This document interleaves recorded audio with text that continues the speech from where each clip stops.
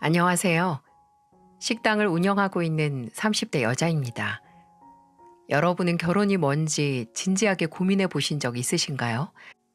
저도 결혼을 했지만 솔직히 그냥 생각 없이 이 사람이 좋고 이 사람이 믿을 만하고 남들 다 하는 결혼 살면서 한 번쯤 해야지 하는 생각으로 한 것 같습니다. 지금까지 별탈 없이 잘 살았기에 더욱이 결혼이라는 제도에 대해 진지하게 생각해 볼 기회가 없었고요. 결혼해서 성공이란 단순히 올바른 상대를 찾음으로써 오는 게 아니라 올바른 상대가 됨으로써 온다는 글을 본 적이 있었는데 솔직히 맞는 말은 아니라는 걸 깨달았어요. 아무리 내가 노력해서 올바른 상대가 돼도 상대방이 그 마음을 저버리고 알아주지 않으면 비극으로 끝나는 게 바로 결혼이니까요. 저는 이번에 결혼이 뭔지 또 가족이나 자식의 존재가 뭔지 생각해 보게 되는 사건이 제 앞에 터지고 말았습니다.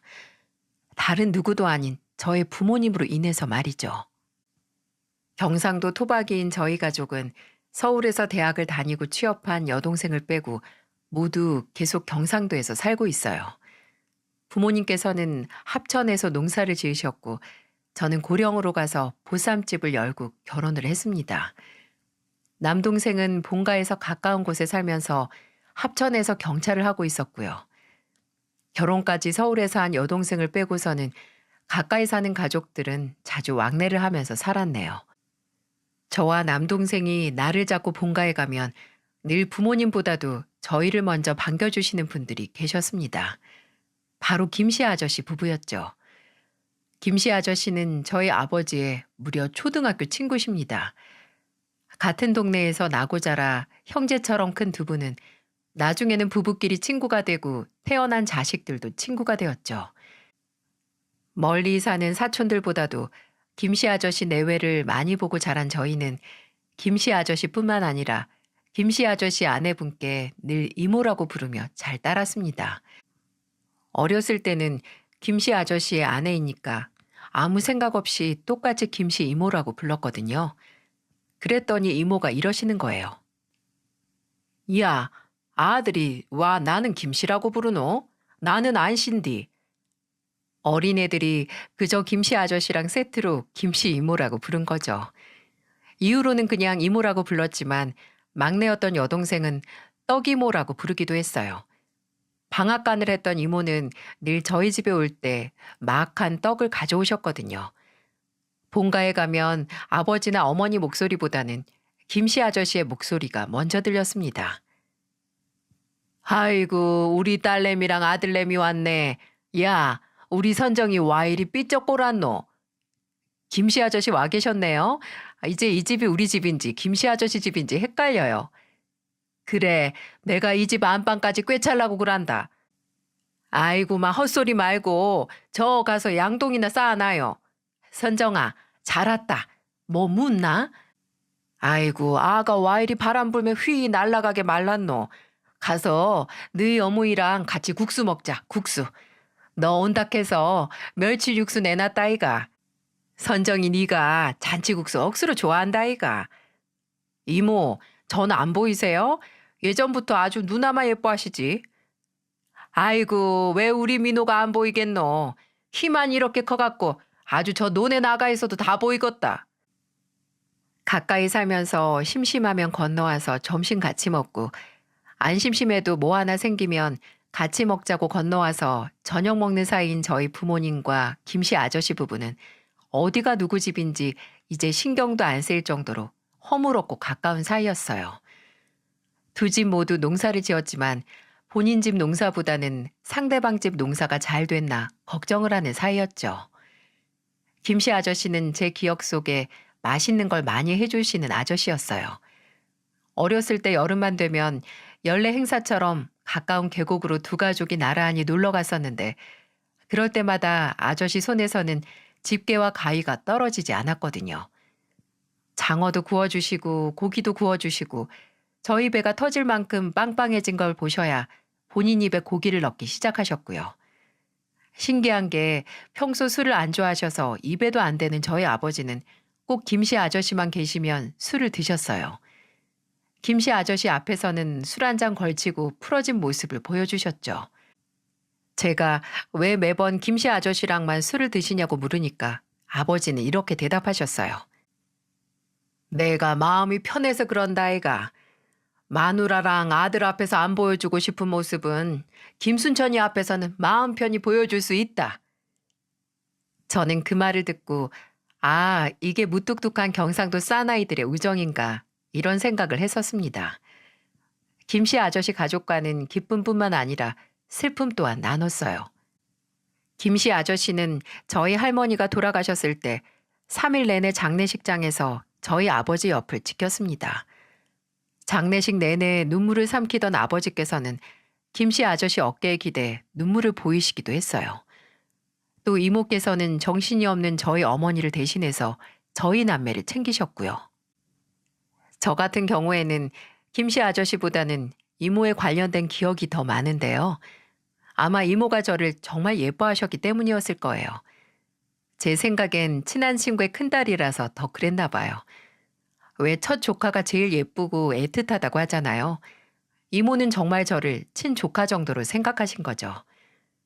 저도 어려서부터 예쁨 받고 자란 기억이 새록새록 남아있어서 본가 가는 길이면 늘 이모 방앗간으로 먼저 가서 얼굴 도장도 찍었고요.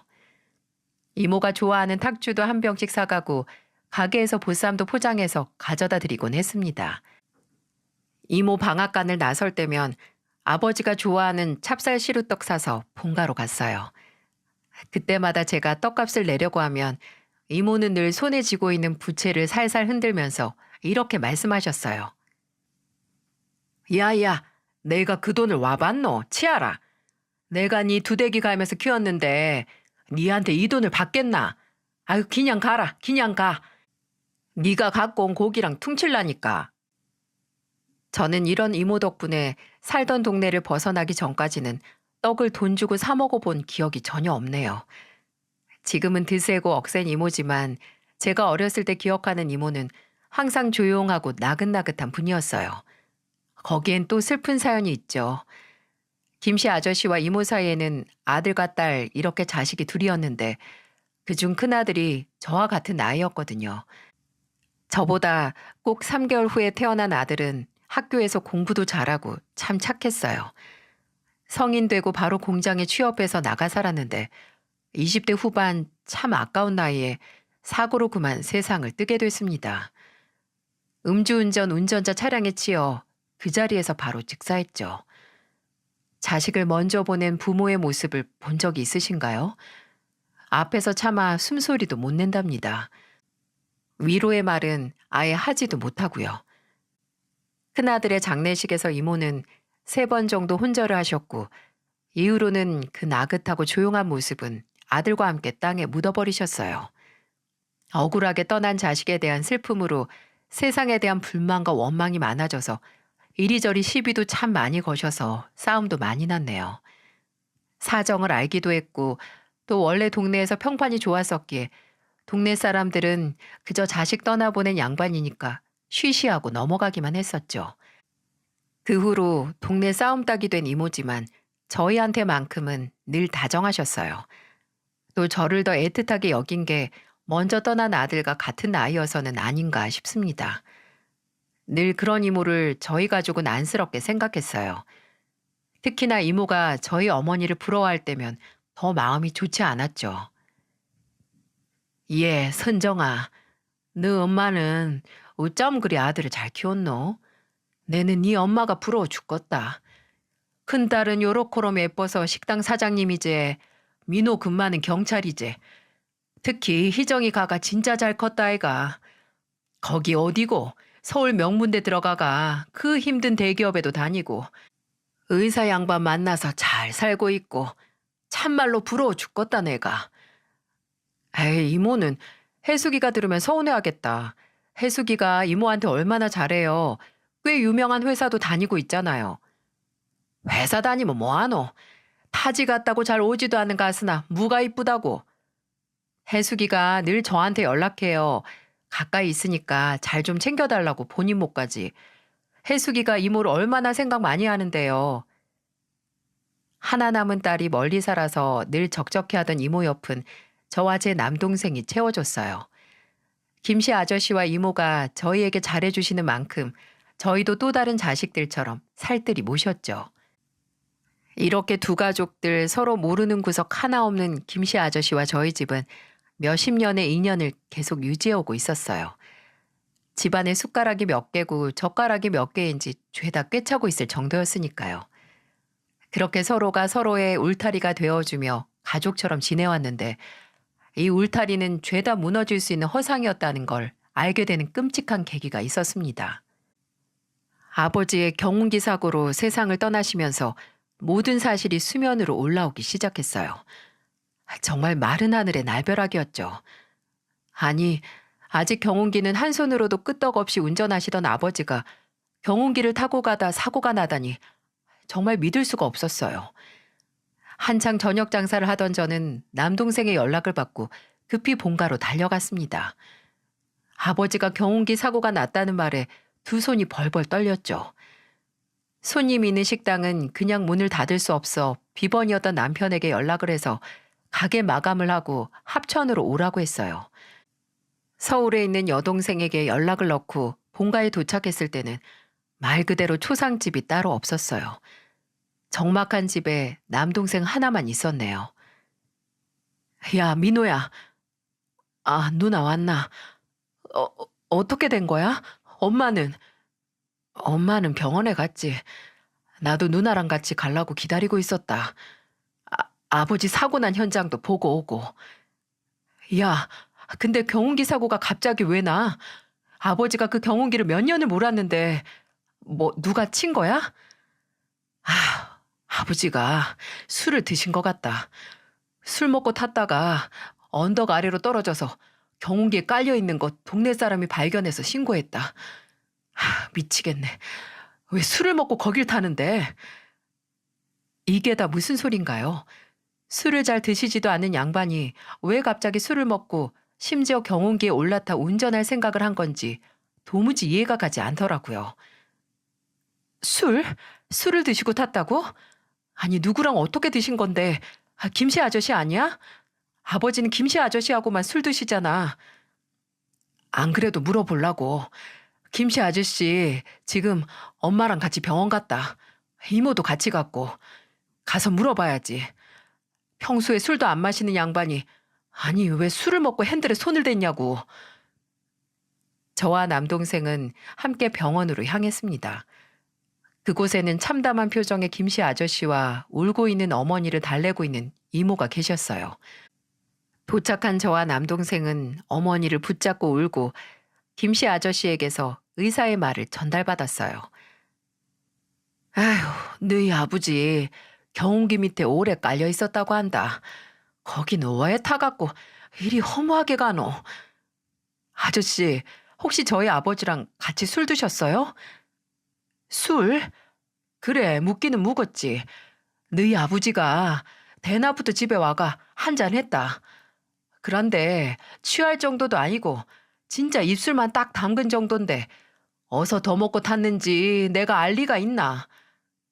아저씨 댁에 가셨을 때 경운기를 타고 가신 거예요? 아니다. 거서 여기까지 얼마나 걸린다고. 그냥 걸어왔던 것 같은데. 저는 아버지의 급작스런 죽음에도 계속 머릿속을 맴도는 의문을 떨칠 수가 없었어요. 엄마, 그럼 아버지가 집으로 돌아오셔서 경운기를 끌고 나가신 거예요? 아이고, 나도 모른다. 그 양반 언제 들어왔다 나갔는지 집 안으로는 들어오지도 않고 그냥 끌고 나간 것 같은데 내는 그때 뒤뜰에 나가 있어서 소리도 못 들었다. 어머니는 눈물이 가득한 얼굴로 아버지의 마지막 모습을 더듬어 기억해 보셨지만 제대로 기억하지도 못하셨어요. 어머니는 끝내 울다가 기력이 다 떨어지셨는지 제대로 거동도 못하셨고요. 선정아, 너그 엄마 이대로는 안 되겠다. 내가 집에 데리고 가서 좀에 쉬게 할 테니까 너희들이 여기서 아버지 옆 좀 지켜라. 이모는 어머니를 모시고 잠시 본가로 내려가셨어요. 장례식 절차 전에 먼저 쉬고 오는 게 낫다고 판단을 하신 거죠. 그렇게 병원에는 저와 남동생 김씨 아저씨만 남게 됐습니다. 김씨 아저씨는 저희 조부모님이 계신 산소를 얘기하시며 아버지도 거기 모셔야겠다는 말을 하셨어요. 남동생은 일단 의사에게 아버지가 입고 계셨던 옷까지라도 받아와야겠다고 했습니다. 몇 시간 후에 여동생이 서울에서 내려왔네요. 애가 얼굴이 새하얗게 질려서 제 얼굴을 보자마자 무릎을 꿇고 울기 시작하더군요. 저희 자매는 그렇게 얼싸안고 한참을 울었어요. 지병도 아니고 예상치 못한 아버지의 죽음은 정말 실감이 안 날 정도로 너무나 충격적이었으니까요. 한참을 울다가 진정이 돼서 대기했다가 아버지의 사망 진단서를 발급받았네요. 저와 동생은 진단서를 나눠 손에 들고 앞으로 어떻게 할지 의논을 했습니다. 언니, 아버지는 그럼 할아버지랑 할머니 계시는 선산에 모시면 되나? 그건 먼저 연락을 해야 하는 거지. 아침에 군청에 연락해야지. 엄마는 어떻게 하시나? 농사 젓고 우리 집에서 같이 살자고 하면 들으시려나? 언니가 모시고 살게? 그럼 형부는? 이건 예전에 얘기 끝났어. 둘 중에 한 분 돌아가시면 모시고 오기로. 집도 가까우니까. 그렇다고 너나 민호가 모시고 살 수는 없잖아. 민호걔는 아직 결혼도 안 했고 너는 너무 멀리 사니까. 난 상관없는데 엄마가 서울살이만 괜찮다고 하시면 우리 집 근처에 어머니 사실 아파트 하나 마련해 드려도 되고. 너 의사 남편 두더니 어째 스케일이 커졌다? 뭔 소리래. 엄마랑 아버지 땅 팔면 그 돈으로 해드리려고 했는데? 우리 아버지 불쌍해서 어쩌냐. 아니 왜 안 하던 행동을 해서 이렇게 가셔. 남는 엄마도 불쌍해서 어떻게 하고.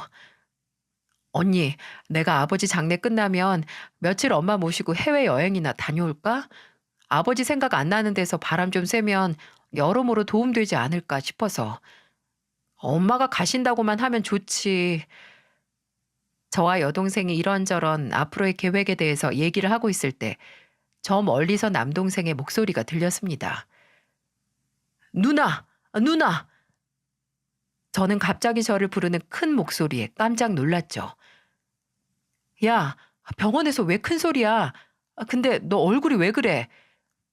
뭐야, 오빠, 누가 쫓아와? 다 큰 놈이 병원에서 뛰고 큰 소리 내서 잔소리 좀 하려는데 그냥 입이 꾹 다물어졌어요. 왜냐하면 여동생과 제 앞으로 다가오는 남동생의 얼굴이 새파랗게 질려 있었거든요. 아니 분명 새파랗게 질려 있다가 갑자기 제 손으로 머리카락을 벅벅 긁어 넘기면서 붉어지기도 하고 얘가 아버지 죽음에 큰 충격을 받아 제정신이 아닌 건가 싶었습니다. 그리고 계속해서 입을 달싹거리면서 뭔가 할 말이 있는 것처럼 구는데 속이 답답해져서 남동생에게 대체 왜 그러는지 물었어요. 뭔데? 너 왜 그러는데? 얼른 말해봐. 내가 정말 미치겠다, 미치겠어. 이게 무슨 일이고? 아우, 사람 답답하게 만들지 말고 빨리 말해. 무슨 일인데? 여동생이 답답해서 빽 소리를 지르자 남동생은 그제야 들고 있는 쇼핑백에서 뭔가를 꺼내더군요. 그거 아버지 옷이야? 사고 나셨을 때 입고 계셨던? 남동생이 쇼핑백에서 아버지의 옷이라도 꺼내나 싶었는데 제게 뭔가 건네는 남동생의 손에는 옷이 아닌 다른 게 들려있더군요. 바로 수첩이었어요. 아버지가 늘 가지고 다니시던 작은 검정색 가죽 수첩 말이죠. 이거 아버지 수첩이잖아. 이거 어디 있었어?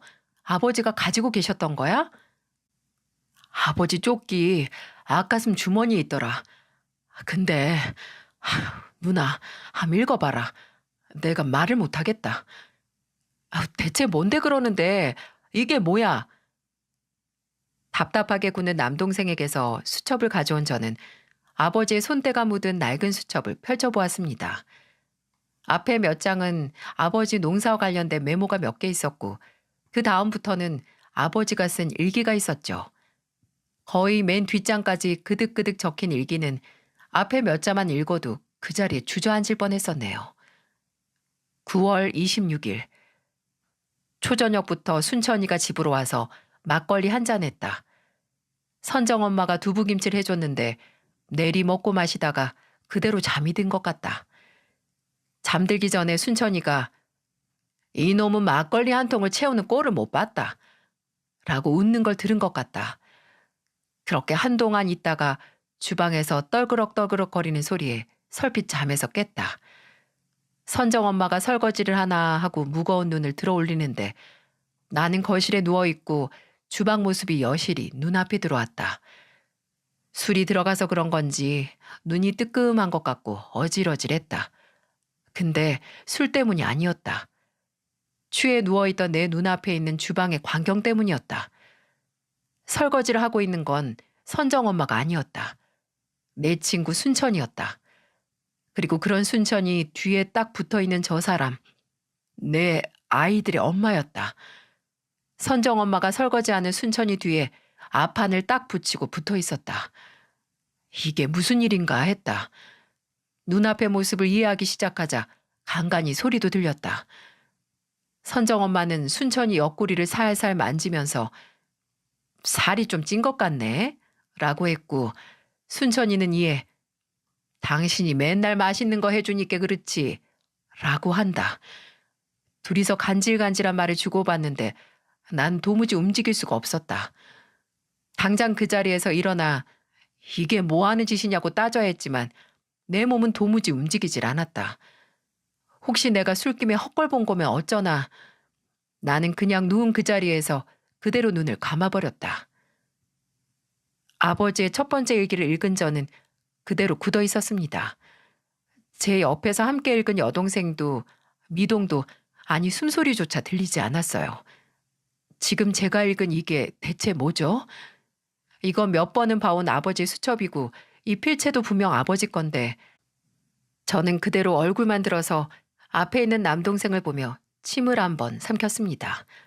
그리고 이게 뭔데? 아버지가 엄마를 의심했던 거야? 아니 그것보다 이게 진짜야? 아버지가 술 먹고 꿈꾼 게 아니라? 이거 첫 일기가 거의 10년 전이잖아. 누나 더 읽어봐라. 더 있다. 아버지가 이 뒤로. 저는 말을 잇지 못하는 남동생을 뒤로하고 수첩을 넘기기 시작했어요. 며칠 간격으로 써진 일기는 죄다 아버지가 쓴 어머니의 불륜. 네, 어머니의 불륜일지나 다름없었어요. 10월 3일. 미용실 간다던 사람이 안 와서 혹시나 하는 마음에 그 사람이 가는 미용실에 찾아갔다. 미용실 아줌의 말이 오늘 가게 안 왔단다. 환장할 노릇이다. 전화로 전화해서 받질 않아서 집에서 내리 기다렸다. 밤이 돼서 집에 오더니 뻔뻔한 얼굴로 머리하고 왔단다. 매일 가는 그 집으로 갔냐고 물으니 거길 가지 요 조그만 동네 어딜 가냐고 하더라. 계속 안 좋은 생각이 들어 큰일이다. 10월 14일. 오늘은 큰 마음 먹고 외출한다던 선정엄마의 뒤를 쫓아갔다. 그 사람 앞에서 내 친구랑 바람났냐고 물을 수가 없다. 앞에서는 차마 입이 안 떨어진다. 내 눈으로 확인해야겠다 싶어서 미행을 했다. 선정엄마는 버스를 타고 한참을 가다 생전 처음 와보는 동네에 내리더라. 골목으로 들어가 어느 건물로 들어가길래 따라가 보니 아뿔싸 다방이다 다방. 친구 모임을 이렇게 으슥한 다방에서 하나 이런 생각을 하고 있는데 선정엄마가 나비처럼 하늘하늘 날아가 앉는 곳은 먼저 와서 기다리고 있던 내 친구 순천이의 옆자리였다. 순천이는 먼저 와서 그 다방에서 선정엄마를 기다리고 있었던 거다. 이제 더 이상 부정할 수 없게 됐다. 사이좋게 나란히 앉아 팔짱을 낀 두 사람을 보며 생각했다. 내 마누라와 나의 가장 친한 친구가 바람을 피우고 있다. 11월 30일.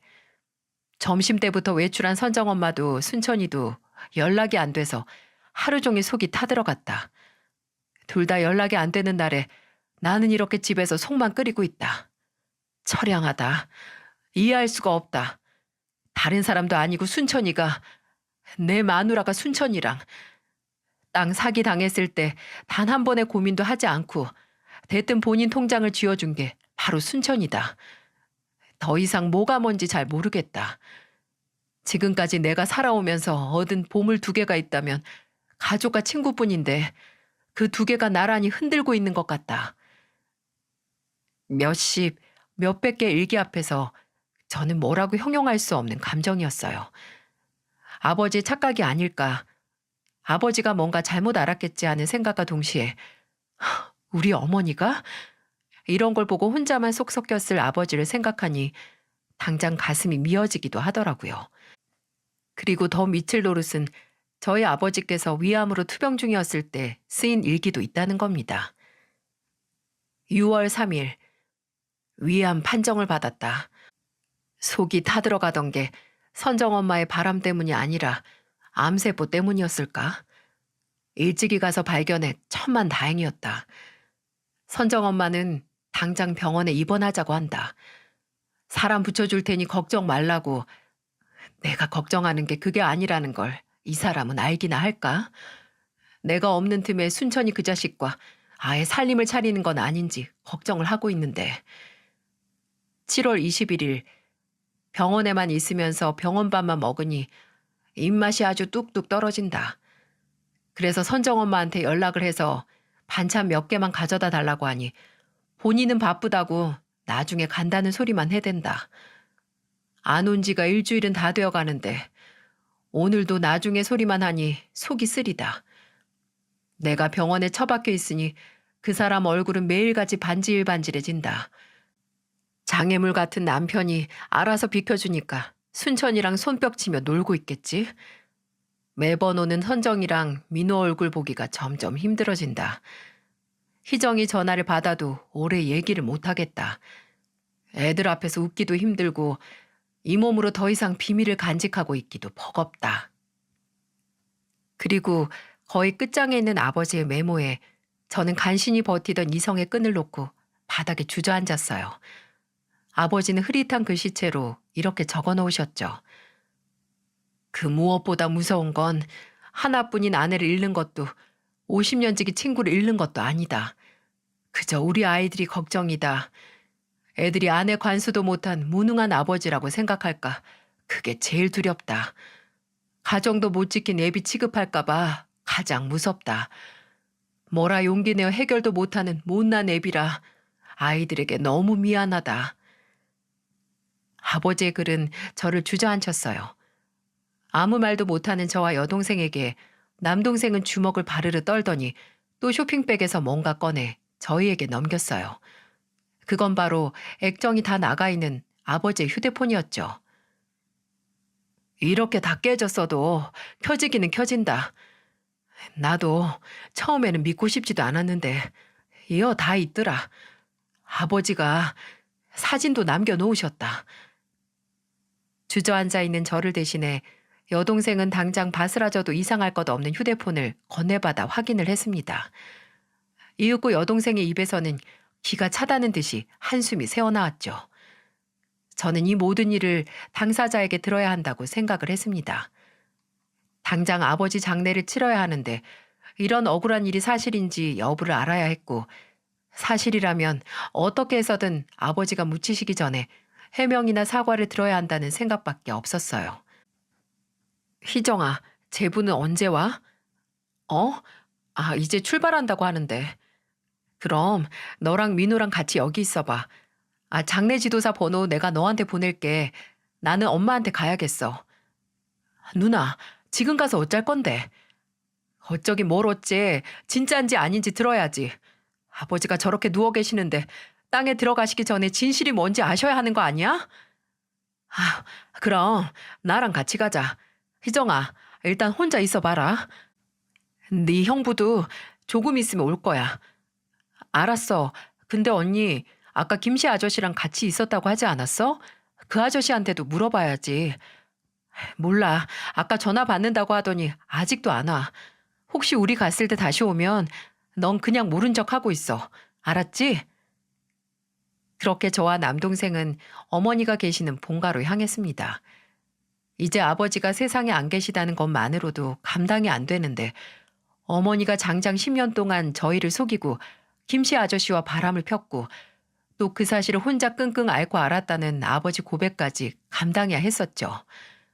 믿어지시나요? 저와 남동생은 본가로 향하는 길에 차 안에서 한마디도 하지 않았습니다. 동생은 무슨 생각을 했을지 모르는데 저는 기억을 더듬었어요. 혹시 내가 눈치 못 챘을 어떤 낌새가 있었나 하고요. 기억이 나는 건 그저 몇 주 전부터 김씨 아저씨가 본가에 자주 안 오셨다는 것뿐이었어요. 매번 김씨 아저씨와 이모 나란히 저희 본가에 계셨는데 어느 순간 이모만 놀러 오셨거든요. 이모는 그저 그 양반 뭐가 바쁜지 매일 밭일도 내팽개치고 나돌아다닌다 이렇게만 말씀하셔서 별 생각하지 않았거든요. 설마 일과 관련이 돼 있을까 머리가 깨져라 생각을 했죠. 그렇게 한참 머리통을 쥐어짜는데 어느덧 저기 본가가 보이더라고요. 남동생은 주차를 하고 한동안 핸들을 잡고 놓지 못하더군요. 복잡한 표정으로 차에서 내리지도 않고 있는 모습을 한번 보고 저는 바로 차에서 내렸습니다. 이 말도 안 되는 일을 바로 잡아야 했으니까요. 제가 차에서 내려 마당을 가로질러 현관으로 가니 뒤이어 남동생이 차에서 내려 쫓아오는 소리가 들리더군요. 집은 거실에 등 하나만 켜져 있고 정막만이 감돌았어요. 저는 거침없이 집으로 들어가 어머니를 찾았죠. 근데 그때 주방 쪽에서 물 한 잔을 들고 나오는 어머니를 발견했고 어머니는 갑자기 나타난 저희들을 보고 화들짝 놀라시더군요. 아이고 깜짝이야. 너가 왜 여 있노? 병원에는 누가 있고? 희정이가 있어요. 근데 엄마, 우리가 할 말이 있는데 이모는요? 저희 집으로 건너갔지. 이따 같이 가자고 하고. 남동생은 제 눈치를 보며 기어 들어가는 말투로 말했고 어머니는 저희가 뭘 아는지 까맣게 모르는 얼굴로 이런저런 말을 하더군요. 저는 주머니 속에 든 아버지의 수첩을 한번 잡았다가 바로 어머니께 물었어요. 엄마, 혹시 바람 펴요? 뭐? 이게 무슨 소리고? 바람은 무슨 바람? 엄마, 지금 거짓말할 생각하지 마세요. 우리가 확실한 증거가 있어서 하는 소리예요. 근데 엄마 입으로 직접 들어야 할 것 같아서 그래. 제발 솔직하게 말해줘요. 엄마, 아버지 내버려 두고 다른 남자랑 바람 피웠어요? 얘는 이상한 소리 하지 마라. 내가 바람을 피우기는 뭘 바람을 피워. 아휴, 이제 와서 얘기하는 건데 네가 아버지 투병하고 나서 사람이 예민해져가 나한테 아주 의처증 마냥 굴었다 아이가. 내가 그래도 사람이 아팠으니까 하고 이해하고 넘어갔는데 니들이 그 인간 사고 나기 전에 무슨 말을 들었는지 몰라도 죄다 상상이다 상상. 아휴, 어떻게 아버지 돌아가신 날 이런 말 할 수가 있노? 그런 일 없다고 말도 안 된다고 단호하게 말하는 어머니를 보고 솔직히 아까 차에서는 이런 부정을 바라기도 했습니다. 어머니가 아니라고 하면 그만이니까요. 하지만 제 눈으로 직접 증거를 본 이상 물러설 수 없었습니다. 저는 그대로 아버지 휴대폰을 켜서 어머니 얼굴에 들이밀었어요. 아버지가 직접 찍은 둘이 팔짱을 끼고 몸을 밀착시키고 있는 어머니와 김씨 아저씨의 모습을 말이죠. 눈을 가느다랗게 뜨고 먼지 보는 어머니는 그대로 입을 손으로 틀어막고 놀라시더군요. 그리고 한탄처럼 언제 저런 걸 찍었어 하고는 눈만 도르륵 굴렸습니다. 그걸 본 남동생이 이렇게 말했어요. 어머니, 대체 어떻게 그러실 수 있어요? 아니 바람을 펴도 김씨 아저씨랑 정말 미쳤어요? 아버지가 불쌍하지도 않냐고요.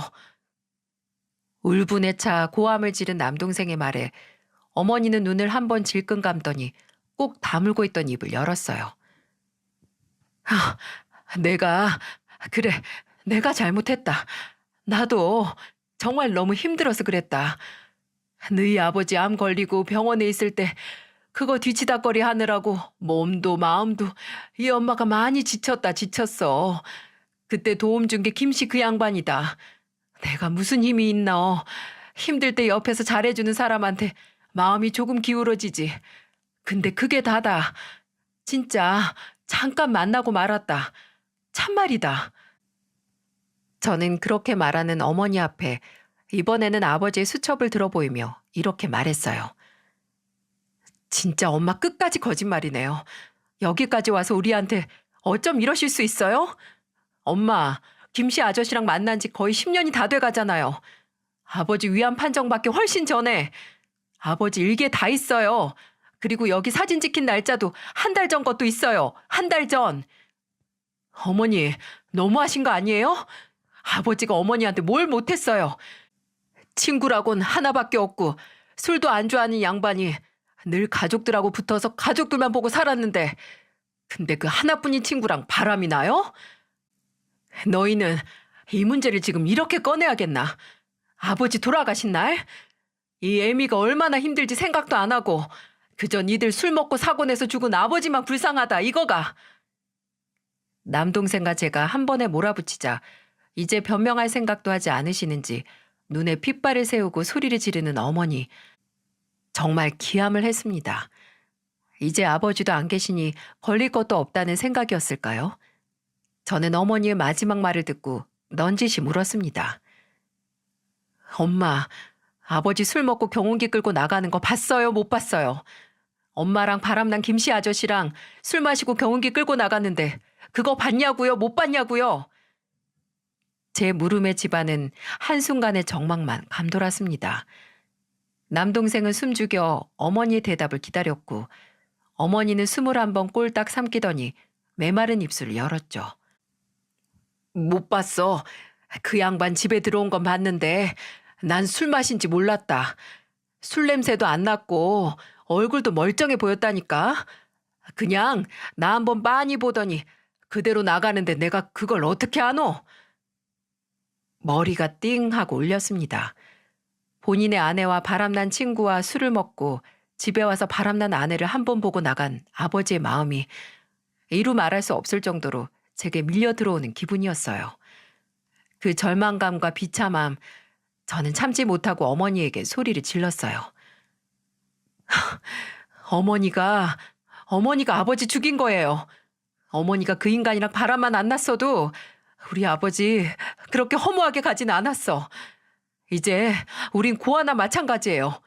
하나뿐인 아버지 그렇게 가시고 10년간 가족들 속여가며 딴 남자 만난 어머니는 없는 걸로 할 테니까. 선정아, 내 이름 부르지도 마. 그리고 어머니, 아니 당신이랑 그 인간 둘 다 우리 아버지 장례식에 얼굴 비칠 생각도 하지 마. 오면 바로 내가 세상에는 창피란 창피는 다 주고 쫓아낼 테니까. 일말의 염치가 남았으면 그 꼴도 보기 싫은 더러운 낯짝 보이지도 마. 알아들어? 저는 그대로 집을 나왔습니다. 남동생도 바로 저를 쫓아나와 운전대를 잡았죠. 저희는 바로 병원으로 향했고 저희 둘의 마음은 갈기갈기 찢겨 있었어요. 그저 혼자 외롭게 타들어간 속이 아물 새도 없이 눈 감고 있는 아버지 생각만 났네요. 병원에 도착하자 제 남편과 제부 그리고 장례 지도사가 와 있었어요. 저희는 바로 아버지의 장례식을 시작했습니다. 조용히 무슨 일이 있었냐 묻는 여동생에게 남동생은 아버지 일기에 나온 게 모두 진실이고 앞으로 어머니를 없는 사람 취급할 거라고 했죠. 여동생은 그 말을 듣고 참담한 표정으로 고개를 끄덕였어요. 새벽에 장례식은 시작됐습니다. 친지들에게 연락을 돌리고 빈소를 마련하면서 내내 끔찍한 두통에 시달렸어요. 그 새벽에 먼 곳까지 오는 사람들은 가까이 사는 친지들과 동네 사람들이 전부였죠. 빈소를 방문한 조문객들은 하나같이 저의 어머니를 찾더라고요.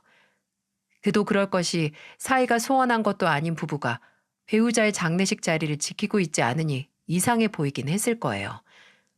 저희 셋은 그 물음에 아무 말도 하지 않고 그저 말을 돌릴 뿐이었습니다. 그때는 어머니에 대한 얘기는 전혀 입에 담고 싶지 않았어요. 그렇게 점점 시간이 가면서 빈소 조문객이 늘어나기 시작했어요. 온 동네 사람이 다 모인 것 같았죠. 새삼 저희 아버지가 얼마나 괜찮은 분이셨는지 실감하게 됐었네요. 근데 끝까지 그런 취급을 받고 혼자 그런 아픔을 감춘 상태에서 가시다니 정말 아버지 영정사진을 바라보지 못하겠더라고요. 빈소가 사람으로 반쯤 차갈 때쯤 저를 다급하게 부르는 남동생의 목소리가 들렸습니다. 누나, 저기. 육개장을 퍼담다가 남동생이 턱짓을 한 곳으로 눈을 돌리니 그곳에는 다시는 보고 싶지 않은 인간 두 명이 떡하니 신발장 앞에 서 있더군요. 바로 어머니와 김씨 아저씨, 그리고 이모와 이모딸 해숙이까지 4명이 나란히 들어오는데 제 눈에는 그저 그 2명, 어머니와 김씨 아저씨 2명만 들어왔어요. 제가 그 2명에게서 눈을 떼지 못하고 있으니 남동생은 귓가에 대고 작게 물었습니다. 어쩔 거야? 어쩌긴 뭘 어째, 쫓아내야지. 저는 손에 육개장이 묻은 국자를 든 채로 빈소 입구로 향했어요. 어머니는 왜 이제 오냐고 다가와서 묻는 친척들과 동네 사람들에게 뭐라 말을 하고 있었죠. 저는 그대로 나란히 서 있는 김씨 아저씨와 어머니 사이로 제가 든 국자를 던졌습니다. 엄마야, 이게 뭐고? 선정아, 이게 뭐 하는 기고? 언니. 제가 던진 국자 때문에 한순간 장례식장은 고요해졌습니다. 그대로 바닥에 떨어진 국자만 요란한 소리를 낼 뿐이었죠. 저는 제게 뭐 하는 짓이냐고 묻는 어른들 말에 대꾸도 하지 않고 그 둘만 쳐다보면서 말했어요. 여기가 어디라고 와요? 내가 분명히 오지 말라고 했지. 제 고함의 어머니는 한순간에 사색이 됐고 뭔가 어머니에게 들은 건지 김씨 아저씨는 놀랐다기보다 당혹스러운 낯빛을 하고 있더군요. 그저 옆에 있던 이모와 해숙이가 당황해서 저를 말릴 뿐이었어요. 야, 선정아, 너 지금 뭐 하는 거야? 선정아, 네 지금 뭐 하는 기고? 무슨 일인데? 술렁거리는 장례식장에서 저는 그저 김씨 아저씨와 어머니를 번갈아 가면서 보고 물었습니다. 내가 말해요? 내가 지금 왜 이러는지? 선정아, 일단 들어가자. 들어가서 얘기하자. 저를 달래면서 빈소 안으로 들어오려는 김씨 아저씨를 보고 저는 몸을 던져 입구를 막았습니다. 옆에 있던 남동생도 그런 김씨 아저씨를 제지하고 여동생도 곧 제 뒤로 따라왔죠. 들어가긴 어딜 들어가. 불쌍한 우리 아버지 속여먹고 둘이 붙어먹은 인간들이 감히 우리 아버지 마지막 길을 같이 배웅하려고 해? 아버지가 누구 때문에 죽었는데. 다 당신 둘이서 바람나서 그런 거 아니야?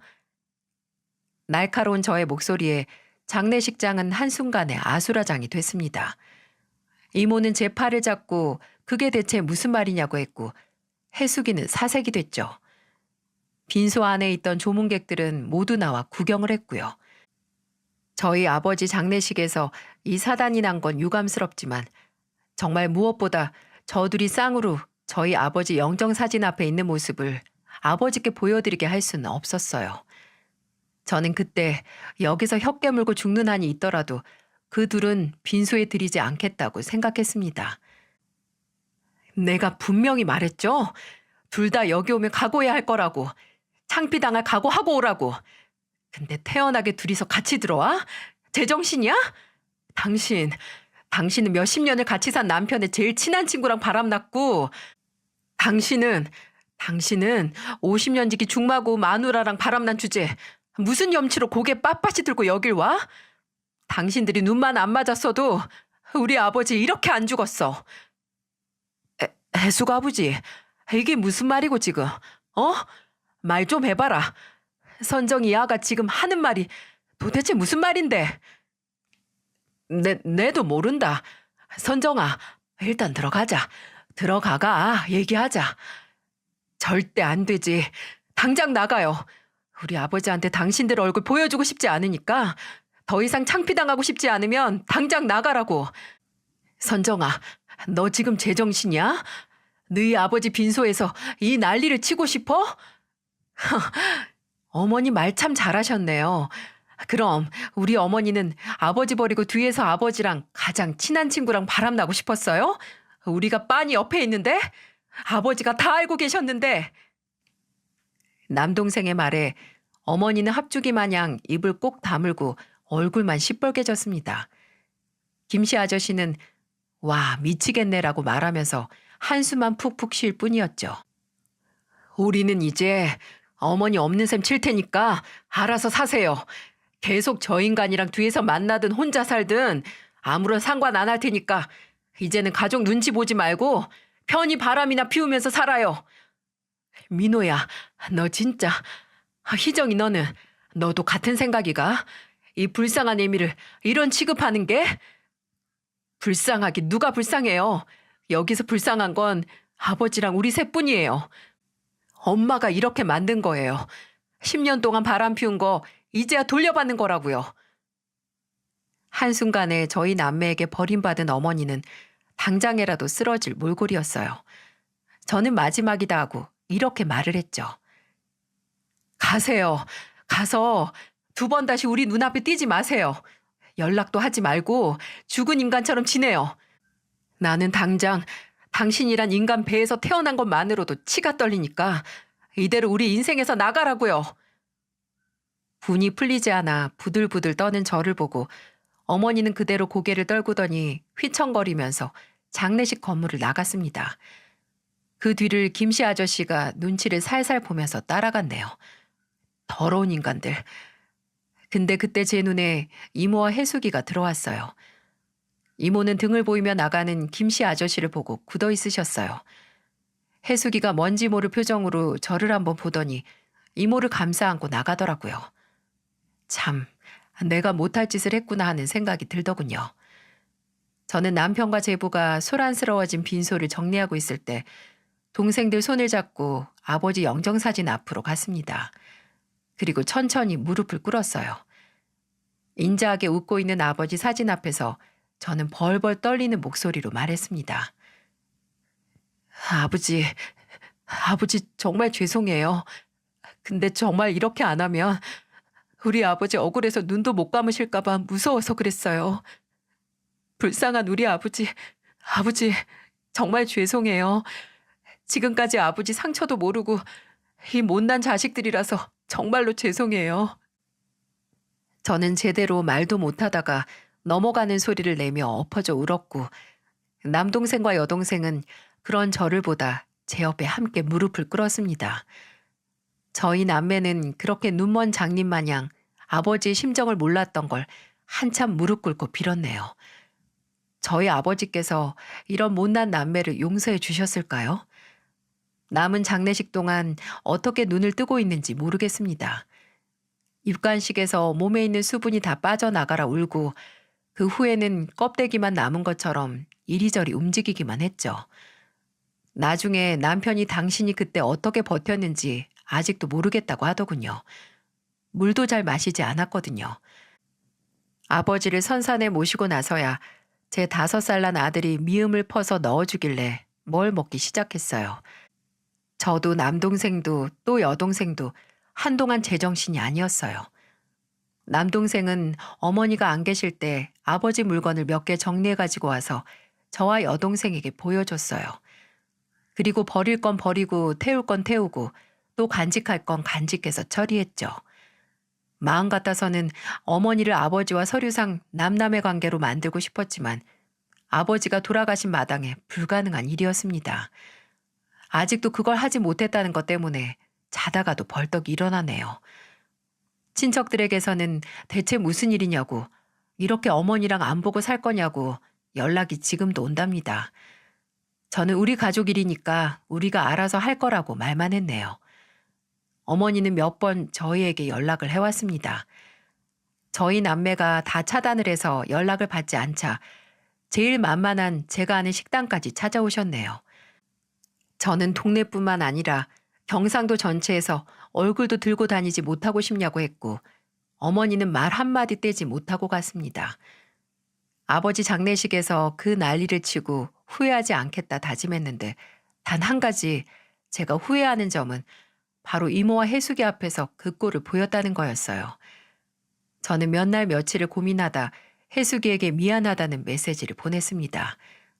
내가 당장 우리 가족만 생각해서 그랬다고, 너와 이모에게도 상처를 줘서 너무 미안하다고 말이죠. 그리고 하루 뒤에 해숙이에게 연락이 왔더군요. 한번 얼굴 보자고 말이죠. 저는 곧바로 나를 잡자고 했고 그렇게 만난 해숙이는 퀭한 얼굴로 나타났어요. 그걸 보고 더 죄책감이 들었었네요. 저는 그런 해숙이 앞에서 어렵게 입을 뗐습니다. 잘 지냈어? 이런 말 묻는 것도 이상하다. 그치? 그러네. 너나 나나 제대로 지냈을 리가 없는데. 미안해. 그날 그런 모습 보여서 너랑 이모가 무슨 잘못이 있다고. 특히 이모한테는 그렇게 전하면 안 됐는데. 그래, 그렇게 전하면 안 되지. 우리 엄마가 널 얼마나 예뻐했는데. 정말 미안하다. 근데 지금은 알게 해줘서 고마워하고 있어. 어? 사실 엄마도 몇 달 전부터 이상하다고 생각하셨대. 아버지가 몇 날 며칠 집을 비우기도 하셨거든. 일도 통 안 하시고. 그래서 그냥 기우다 하고 불안하게만 생각하셨는데 그 불안을 네가 깨준 거지. 아휴, 진짜 내가 그랬으면 안 됐는데 이모한테 정말 죄송하다고 전해줘. 내가 당장 이모를 찾아뵐 낯도 없다. 우리 엄마는 너희 남매 걱정하시더라. 그래, 이모라면 그러고도 남지. 정말 이모답다. 우리 엄마, 아빠랑 이혼하신대. 뭐? 정말? 어, 내가 설득하긴 했지만, 뭐 마지막 결정은 엄마가 하셨지. 아버지는 울고불고 매달리는데, 어머니가 이제 완강하셔. 야, 그래도 좋겠다. 우린 이제 부모님 이혼시키고 싶어도 못하는데. 그것도 그렇네. 아휴, 진짜 어쩌다가 이렇게 됐을까? 그러게, 어쩌다가 이 지경까지 왔네. 너희 가족하고는 늘 좋은 기억뿐이었는데. 나중에 혜숙이에게 듣기로는 김씨 아저씨와 저희 어머니하고는 완전 끝난 것 같다고 하더라고요. 김씨 아저씨가 정말 끝났다고 제발 용서해달라고 하면서 이혼 과정 내내 끝까지 매달렸다고 하니까요. 왜 가정을 파탄내는 불륜 당사자들이 그 유난을 떨면서 만났다가 영원히 둘이 행복하게 사는 결말을 본 적이 없을까요? 그저 지들 가정만 다 망가뜨려 놓고 지들도 돌아서잖아요. 그리 애절한 세계의 사랑이면 끝까지 가던가요. 여동생은 변호사를 선임해서 아버지 땅과 재산도 어머니에게서 죄다 뺏어오자고 합니다. 근데 그 재산이라는 것도 제가 알기론 얼마 되지도 않고 땅도 혼자 농사를 짓지 못한 어머니가 팔아야 할 땅이니까 그냥 내버려 두자고 했어요. 이혼한 사이도 아닌데 그 재산을 다 가져오기도 힘들다고 했는데 여동생은 어떻게 해서든 가져오자고 이를 부득부득 갈았죠. 근데 앞으로 자식 3명한테 아무런 도움도 못 받고 살 건데 그 정도 재산은 있어야 살지 않겠어요? 여동생은 끝까지 우겼지만 저와 남동생이 반대해서 끝내 포기했네요. 어쩔 때는 참 저보다 독한 애 같아요. 또 혜숙이에게 전해 듣기로는 어머니와 김씨 아저씨 둘 다 얼굴을 들고 다니지 못한다고 합니다. 김씨 아저씨는 이혼을 하고 그 지역 생활을 아예 정리한다고 해요. 그도 그럴 것이 저희 아버지 장례식 후에 최소 몇 주간은 어머니와 김씨 아저씨의 불륜 사실이 그 동네 뜨거운 감자였거든요. 예민한 문제이긴 한데 여기저기 그 얘기를 안 하는 사람이 없는 수준이었으니까요. 동네 아이들까지 알고 있으니 말 다 했죠. 그래서 그런지 남동생은 발령만 바라보고 있네요. 아무래도 어머니와 같은 동네에 또 같은 지역에 경찰로 있으니 불편한가 봅니다. 이사할 집을 알아보고 있다는데 발령이 언제 날지 알 수 없어 답답하다고 합니다. 다른 지역에 살고 있는 저와 여동생보다는 남동생이 고생을 했을 거예요. 근데 후회는 없다고 본인 입으로 말하네요. 이렇게 손가락질 받고 입에 오르내리는 게 아버지가 끝까지 억울하게 눈 감으시는 것보다는 낫다고요. 그렇게 아버지가 돌아가시고 어머니라는 인간과 연을 끊은 지 몇 달은 흘렀는데 아직도 그렇게 바라는 아버지 꿈을 꾸지도 못하고 모르는 번호로 종종 전화가 오고 있어요. 꿈에서 아버지를 만나면 꼭 죄송하다고 말씀을 드리고 싶은데 왜 나타나 주지 않으시는 걸까요? 혹시 장례식에서 그런 걸 보였다고 저를 벌 주시는 걸까요? 그런 거라면 달게 받고 끝까지 기다려야겠죠. 아버지가 저를 용서해 주실 때까지 말이죠. 요즘 황혼 이혼이다 뭐다 마치 유행처럼 번지고 있잖아요. 자식들에게 미안해서 참고 참다가 하는 어른들이 많으니까요. 이혼도 이제 흠이 아니고 필요하다면 해야 한다는 인식이 자리 잡아가고 있기도 합니다.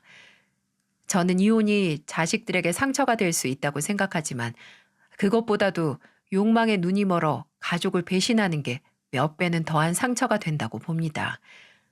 그러니 부디 세상에 있는 모든 부모님들, 모든 배우자들이 가족에게 더 큰 상처를 주기 전에 차라리 이혼이라는 선택을 했으면 합니다. 제발 일을 다 저지른 후에 걸리지 말고 차라리 본인의 마음을 빠르게 알아차리고 이혼을 했으면 좋겠네요. 본인 마음도 모르고 이리저리 놀다 끝내 걸려서 몇 배로 부풀어진 상처를 가족에게 주시지 말고요. 부모라면 자식과 가족에게 책임이 있는 사람이라면 부디 제대로 된 선택을 하시길 바랍니다. 저와 동생들은 앞으로 남은 인생 동안 그 책임을 다하지 않고 배신을 선택한 어머니에 대한 원망과 또 혼자 그 고통을 모두 안고 가는 걸 선택한 아버지에 대한 죄책감을 지고 살 겁니다. 분명 어느 순간 그 상처가 치유는 될 테지만 흉터는 남을 것 같아요. 저도 동생들도 그저 남은 가족들끼리 그 흉터를 매만져주고 보듬어주면서 살아갈 테죠. 저도 자식 있는 부모로서 자식에게 어리석고 잘못된 선택을 한 결과물을 절대 보여주지 않기 위해 노력할 겁니다. 저와 같이 채널을 즐겁게 들으시는 모든 분들께서 부디 부끄럽지 않은 부모, 부끄럽지 않은 배우자가 되시길 바랍니다. 모두들 행복하시고 건강하세요.